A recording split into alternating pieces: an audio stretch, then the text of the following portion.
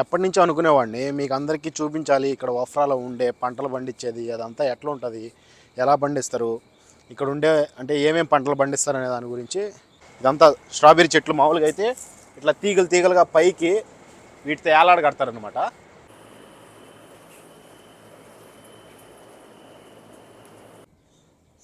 ఉల్లగడ్డల సాగు అనేది ఎట్లా పండిస్తున్నారు, లోపలంతా ఉల్లగడ్డలు ఉంటాయి. టమోటా అంతా అయిపోయింది, టమోటా అక్కడ పంట ఇదే మాదిరి పైకి ఏలగడతారు, అయిపోయింది. సో ఇది వచ్చేసి మొక్కజొన్న కంకులు. కోల్డ్ ఫామ్ ఉంది, అక్కడ నుంచి గుడ్లు అయితే తీసుకుని వచ్చి ప్యాక్ చేసి ఇట్లాగా ట్రాన్స్పోర్ట్ చేస్తారు ఇక్కడ నుంచి.